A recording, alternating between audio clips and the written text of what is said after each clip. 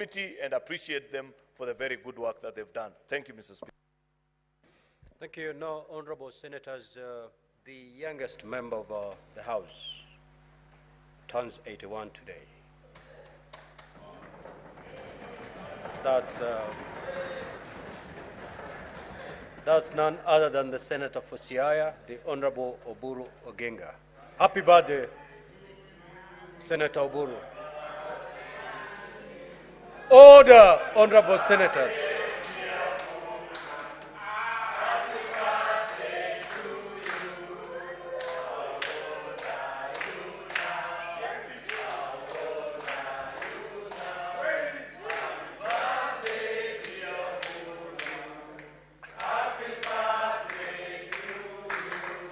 Thank you.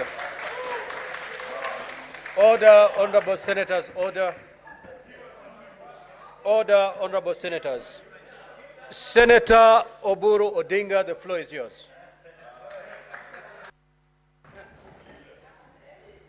Thank you. First, Mr. Speaker, I thank you profusely for recognizing me as the youngest member of this House. Mr. Speaker, I have turned 81, and I still feel as if I'm 40, Mr. Speaker. And Mr. Speaker, sir, I also want to take this opportunity to contribute to the report of our Committee of the Budget, chaired by our very competent leader from Mandera, Senator Roba. Mr. Speaker, this is a very, very important bill. I think it is one of the cardinal functions of our Senate. Our Senate is there to protect the devolution. Mr. Speaker, I was a member of this parliament when there was no CDF. And at that time, it was only the local government fund. And then there was later on something called RDF, Rural Development Fund, which was a very small amount of money, Mr. Speaker, and mainly from donors. And we used to sit long hours as MPs in the DDCs trying to determine where that money would go. Mr. Speaker, when CDF came, we are the ones who brought CDF. Engineer Karwe brought the proposals, and we all supported, and we created CDF.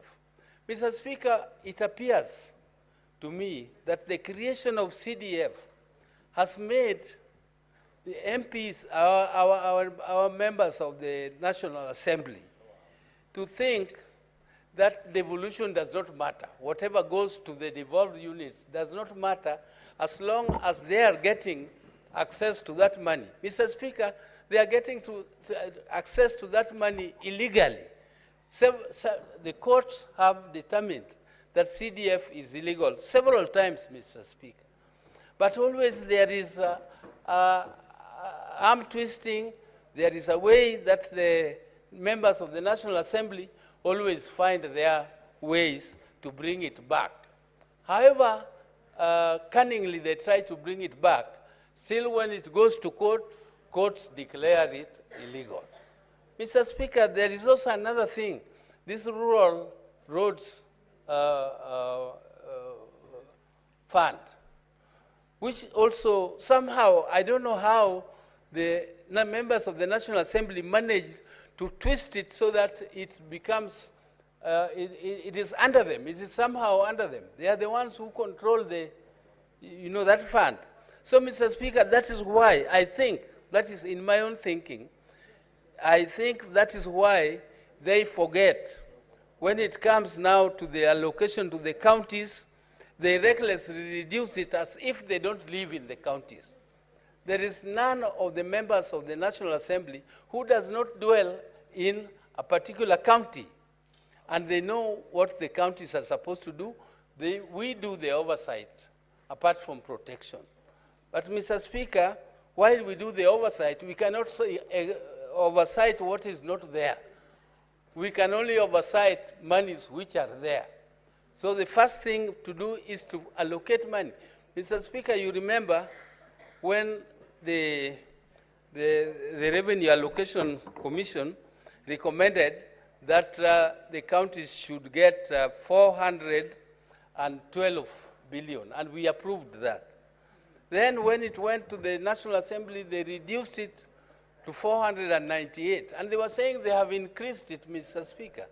They did not increase anything, because from 396 to 398, that 2 billion shillings increment, Mr. Speaker, covers only a little more or a little less than the inflation, which is more than 8–9%, Mr. Speaker. Mr. Speaker, the deduction which are made as part of what they call austerity measures, these deductions, Mr. Speaker, are done arbitrarily without thinking of how they will affect the people at home. Mr. Speaker, when you think of these community health promoters, the community health promoters, originally they were not being paid anything. The counties, they were at the mercy of the governors. It was the governors giving them some little allowance if they will, but they perform the most important function at the grassroots, Mr. Speaker. Mr. Speaker, these are the people who treat you before you go to any dispensary, if you have any disease at home. So these people have been working tirelessly with the communities at the grassroots without being remunerated at all, anything. They are not being paid even a token. Mr. Speaker, this is God sent, and the MPs should appreciate the work these people do. And for the first time, officially, there is an allocation for them in the budget to pay them. And the members of the National Assembly don't see such importance. When they want to reduce monies for austerity measures, they should know where to do it. Mainly, it should be in the national government budget, not in the county budgets, Mr. Speaker. Mr. Speaker, this knife, I used to work in the Treasury, Mr. Speaker, and we used to have a knife which was cutting allocations to ministries. But, Mr. Speaker, there was a misunderstanding. There was a misunderstanding because ministries were just throwing figures, big figures, outside the ceilings which they were given, because they knew that the Treasury was going to reduce them anyway. So they say, let us give a big figure so that they will, if they reduce it, it will come to what we want. But when it comes to us in Treasury, if you do work within your ceilings, we give you everything that you want because it is within your ceilings. But if you inflate it, we don't know where to cut. So we just cut maybe some of the most essential ones you need. This is what the members of the National Assembly are doing. They are cutting the most essential. They are attacking roads. They are attacking industrial parks. They are attacking health, the community health workers. Mr. Speaker, these are areas which should be no-go zone for the National Assembly when they come to reduction. These are areas which should be protected, and they should not touch on this. Mr. Speaker, some of them don't understand what industrial parks mean.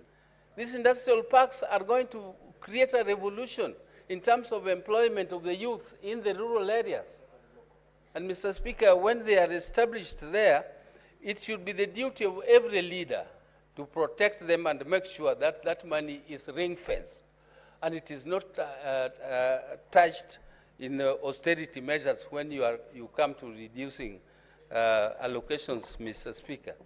Mr. Speaker, I don't want to speak more because mine was only to support the recommendations of this committee, and I think they have done a good job, and we shall continue to support you if you work this. I used to be the chairman of Finance Committee before Budget Committee was created.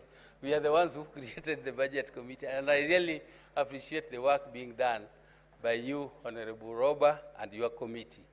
Thank you, Mr. Speaker. for the opportunity. I'm aware you've whispered it to me, so you need not take to the floor. Now, honorable senators, we had deferred 2 orders because we did not have the requisite delegations to go into division.